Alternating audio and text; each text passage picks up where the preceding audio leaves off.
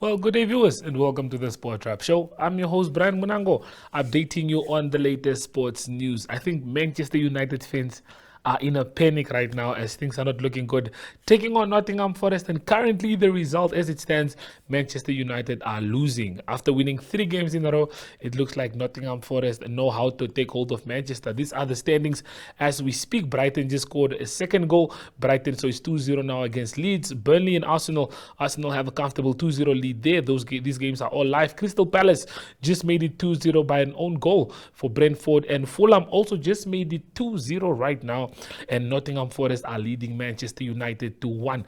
Very, very interesting result. So if we have a look at the Namibian Football Premier League, before we do jump into the hit list, just to see as to what's going on there, it has also been very interesting. The Saturday, Friday night, and Saturday results so far look like this. Bucks Buccaneers have drawn with Mighty Gunners 0-0. This was the Friday night match. 11 Arrows took on Unam FC have recruited really well, but they settled for a 1-1 draw, and Chula got the better of Tigers, winning that match 2-0. So those are just some updates before we do dive into the real stuff. So please do hang with us.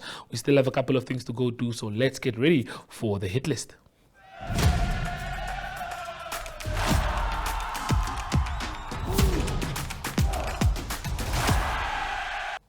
Well, Swakopmund is the place to be this weekend as the Day of the Dolphins is currently taking place there. We did have Leandra Moers as our reporter on duty. She did collect some interviews for us.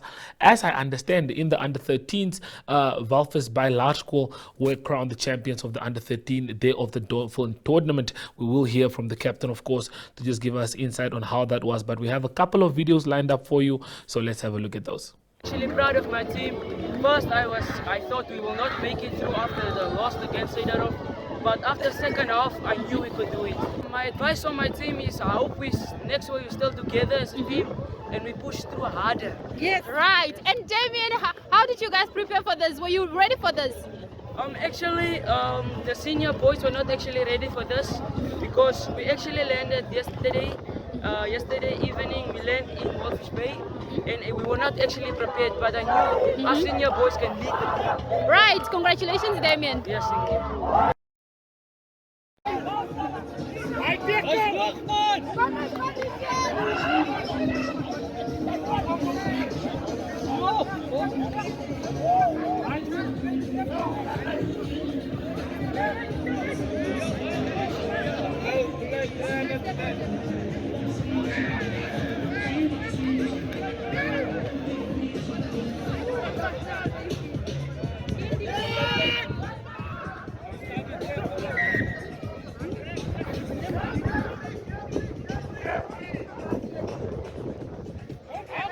Go Blackie!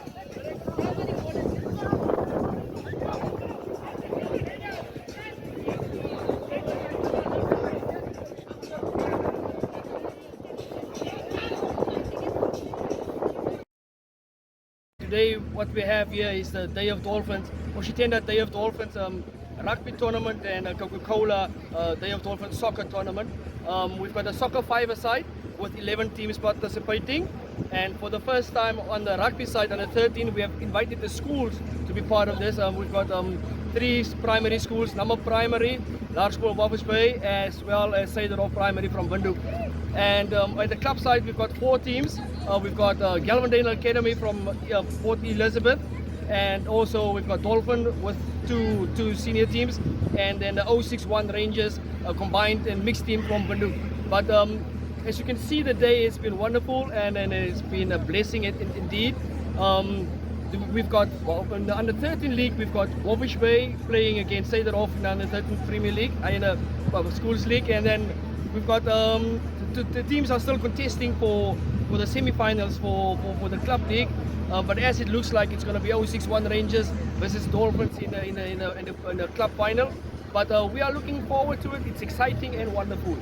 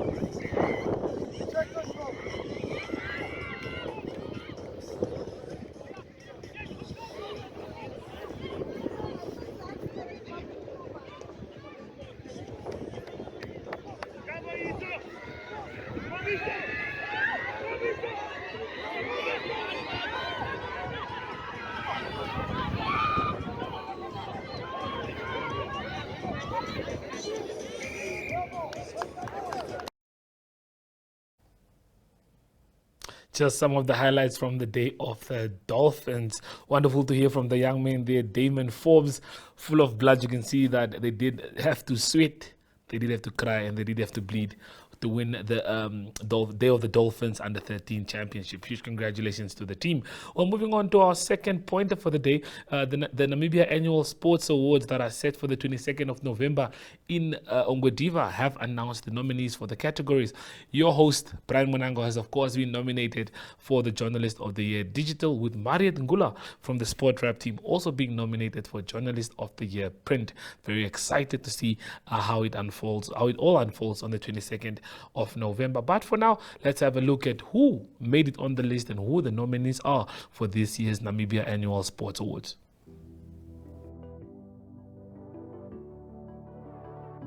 Coach of the Year, Hans du Toit, Namibia Cycling Federation, Naomi Schmidt, Namibia Paralympic Committee, Yanis Tergadis, Namibia Aquatic Sports Federation.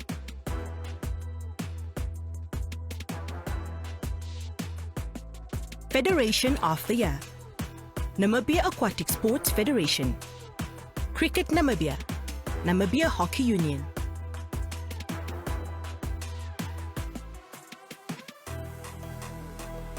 Professional Athlete of the Year in the Diaspora, Dion Hoto, Namibia Football Association, Vera Losa, Namibia Cycling Federation, Peter Shalulile, Namibia Football Association. Sport Team of the Year, Deb Marine Desert Jules, Netball Namibia, Open Water Swimming, Namibia Aquatic Sports Federation, Namibia Senior Women Indoor Hockey National Team, Namibia Hockey Union. Sportman of the Year with a Disability, Anania Shikongo, Namibia National Paralympic Committee, Elifas Ngikevali, Disability Sport Namibia. Sportwoman of the Year with a Disability, Johanna Benson, Namibia National Paralympic Committee, Selma Usiku, Disability Sport Namibia, Vishitwaye Master, Disability Sport Namibia.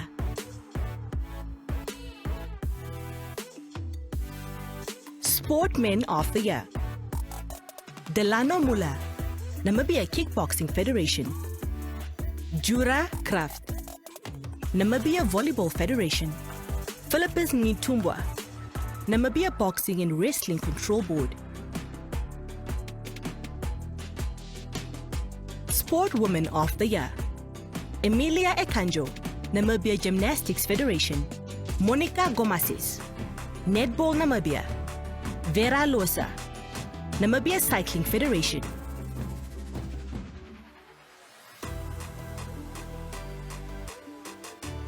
Sport Star of the Year, Jonathan Kasheta, Namibia Boxing and Wrestling Control Board, Philippus Ngitumbwa, Namibia Boxing and Wrestling Control Board, Jeromius Roy, Namibia National Paralympic Committee.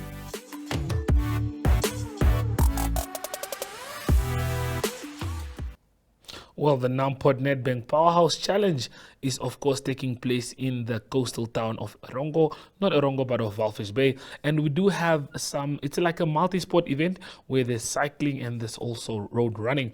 Well, Leandra Moech was, of course, our reporter on duty down at the coast to just get us some information on how this event went down. We do have a few words from Gerno de Klerk to just tell us more about how significant this event is. So stay tuned for that.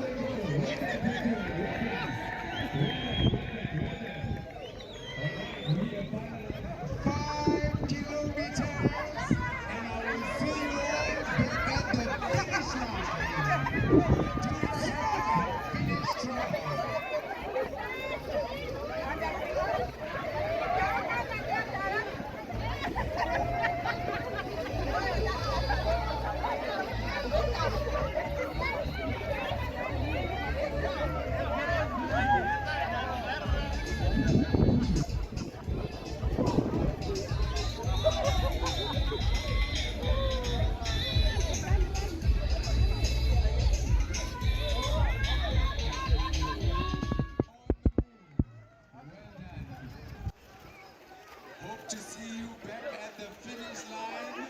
Strongs. Brothers and fathers, I see you. I see you. Exhibit 10 kilometers all the way.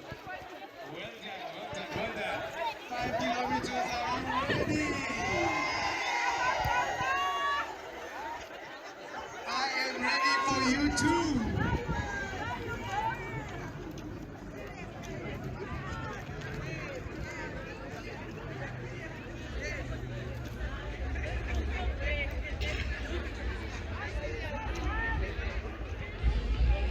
Let's speak about the elephant in the room. I think, we had the Lutherits challenge and the promise that we had for an event of this nature, and it, I think from a great perspective or a positive perspective, surpassed all of the expectations. What we expected in Lutherits and what was amplified in Walvis Bay so magnificently just shows you what beauty there is in growing the sport that we've all come to support today.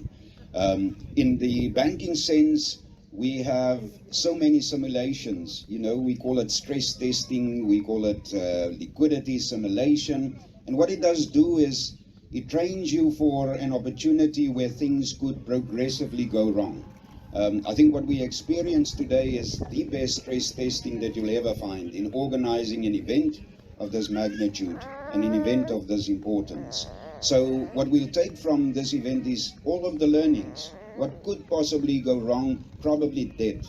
But what we cannot discount is just how magnificently the sporting communities in Walvis Bay have rallied behind this event. And the promise that we've seen come to the fore and sprout in Lutherits had come to fruition so magnificently today. And for that, we are extremely, extremely grateful. Well, in other news, like we spoke about earlier, the football that has been going on that started off last night with Mighty Gunners taking on Bucks Buccaneers. The match ended 0-0, and it was definitely a heated match with a couple of chances for some goals. But we did get to hear from the head coach of Mighty Gunners, who wasn't pleased with the result, and this is what he had to share. Good evening. Another game, one win, then a draw. Talk to us, coach. How was the game today? Good evening. The game was even match from my side. The opponent tried to penetrate to play through the middle, and that is actually their game plan. We knew from the beginning they would try to penetrate through the middle, but I'm happy with my defense. They were compact, there were no penetration, and they were focused. I have to say thanks to them. To me, we're supposed to take away 3 points from this game because we created more chances than our opponent. We were not composed enough in front of the goal. That is where we are lacking at the moment. We'll go back to the drawing board and then sharpen our attacking plan. So to me, the game was, like I said, it was well balanced. We tried to go through the wings, and unfortunately, my middle third tried to play the opponent's back, and that was not our game plan. We're supposed to do the basics, play the basics, get the ball and play wide so that we can stress the defense. But unfortunately, we couldn't do what we supposed to be doing. Coach, losing Pedro Stefanos to Ongos, do you think now you can feel the pressure now as you are not able to score? No, we having young lads, especially Afrande. We still have they still have enough time to learn. They still have a lot to learn. We'll be patient enough. For us, we don't miss Stefanos at the moment. We've been doing well in our friendly games. Last game we won convincingly, but this game you can see it was a little bit tight. I can't take it away from the defense of the opponents. They were more tight also. So no, my striker is doing a great job. We had, like I said, we created chances. we just couldn't finish them off. That's one thing that we had to go back and sharpen ourselves. Yes. Thank you, Coach. Thanks a lot. Tourismus ist eine Fernsehsendung, die verschiedene Reiseziele vorstellt und den Zuschauerinnen und Zuschauern umfassende Einblicke in Orte, Veranstaltungen und Erlebnisse bietet. Die Sendung liefert detaillierte Informationen zu Zielen, kulturellen Höhepunkten und Reisetipps, um sowohl lokale als auch internationale Zuschauerinnen und Zuschauer anzusprechen.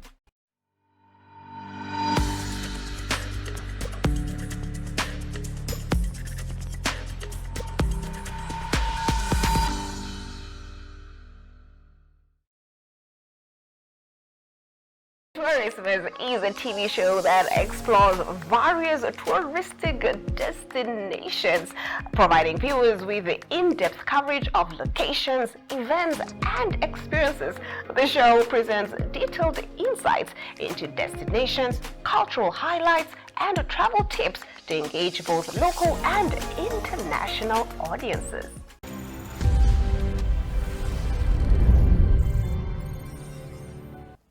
Well, one of the things to be excited about here in the capital city of Windhoek is the Standard Bank Junior Hockey Festival that's taking place at the Windhoek High School. Well, this has brought together more than 16 teams from all the regions to participate in this wonderful event. We did get to hear a few words from the president of the Hockey Union, Carrington Slabbert, to just tell us more about how exciting this is. So let's listen to what she has to say. Good afternoon, Chris. I'm Karen Slabber, the president of the Namibia Hockey Union. Talking to you here from the Standard Bank Development Initiative, which is the outdoor initiative or development program endorsed by the Namibia Hockey Union. It was such a pleasure to be here today to see all the talent from the different regions. And I think if you look at the talent, the skills level that is here, that was on show today, I'm sure there's future Namibian hockey players that is today part of the different teams. So it's a very exciting project for the Namibia Hockey Union. It is one of our two development programs that was also a finalist in the Namibia Sports Awards. So it's a wonderful opportunity for all the players that participate today. Lovely words from the president of the Hockey Union there. And another interesting story. Peter Kotza is a boxer that is up and coming. Only at the age of 20, the boy is destined for great things. So we did get to chat with him to understand what he thinks about boxing and how difficult it can be sometimes to have to beat cheat days, not to eat certain foods. So he gives us more detail on all of that. So stay tuned for that interview. And okay, clearly we're running out of time. What are your biggest dislikes?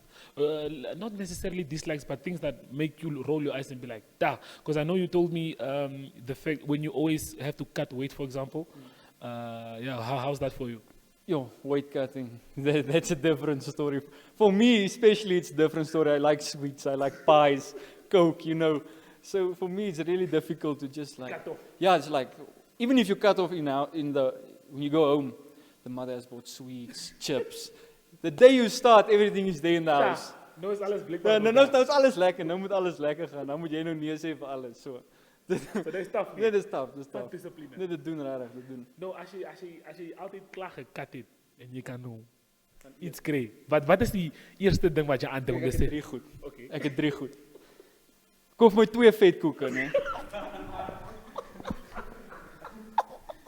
2 vetkoeke, 'n pie en 'n Coke. Hoekom duur?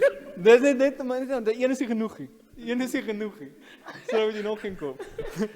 So 2 vetkoeke? 2 vetkoeke, 'n pie en 'n Coke. Net so. Dan is jy gesond. Dan is jy reg. Dan is jy weer reg. Dan kan jy weer gaan. Dan is jy kans op die lewe. Yo, guys, I think another great episode of Athletes World. I'm joined by Peter Kotze here.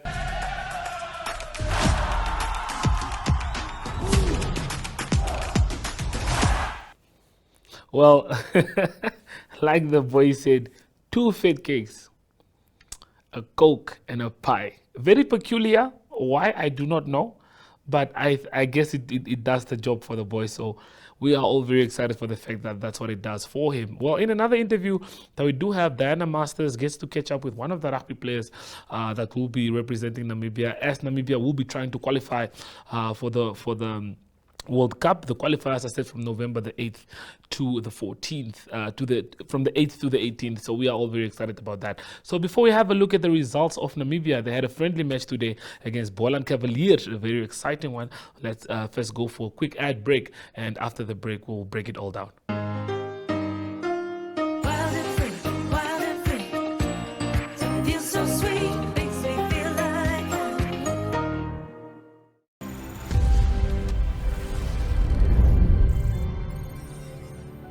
Ladies and gentlemen, I am now joined by Gianluca. How are you doing today? I'm doing fantastic. So how was your little test drive? How did that go? That was fun. It was fun? It was really fun. It's a big car and, I think it's a family car. It's really nice.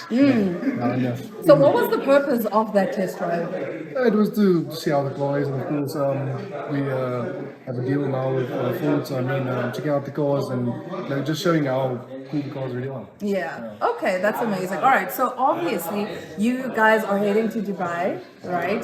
Because this is the last chance for you to qualify for the 2027 Rugby World Cup. I can imagine tensions are running high. Yeah, no, definitely. We had a chance.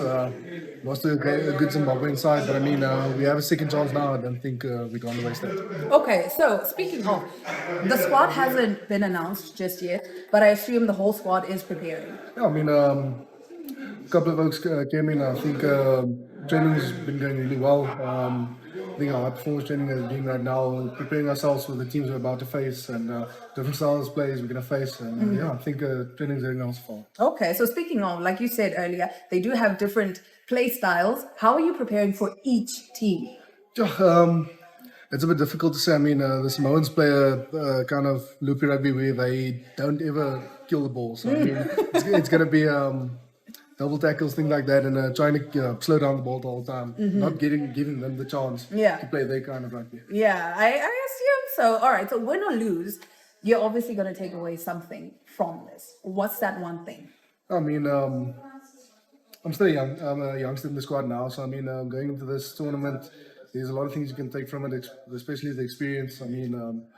There's a lot of things you can experience, like the scrums, the lineouts, the physicality. I think it's going to be a massive difference in the style we've played until now. So I think there's a lot of things I can take out from that and take with me back home. Okay, and what are some of the expectations? Because obviously the biggest expectation is that you qualify. Yeah, definitely. Yes, that is the biggest expectation, but what other expectations do you have? I think the main focus right now is playing our style of rugby. I'm trying to do the best that we can. Yeah. We don't want to sit and watch their kind of rugby. We want to play our own type of rugby.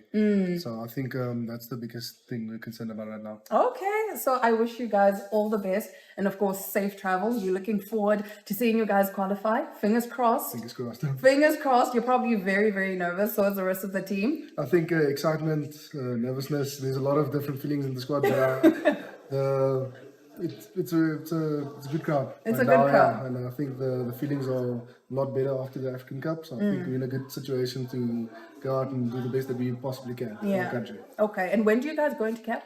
So we're currently starting with camp.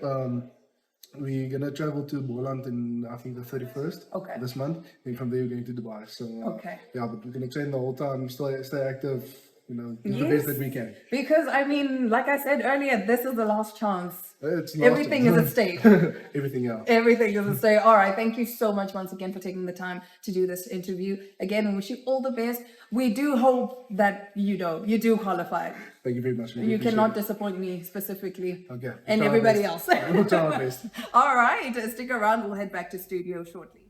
I don't think Diana could have said it any better. We are all behind the team, and we are all hoping that Namibia does get to qualify for the World Cup 2027 that will be taking place in Australia. Well, the preparations for the qualifiers has already started. Let's have a look at the results for today. Namibia took on Boland Cavaliers in a match earlier today, and this one ended 26-17 in favor of the Boland Cavaliers. All this in preparations for the Rugby World Cup final qualification tournament that is scheduled for Dubai.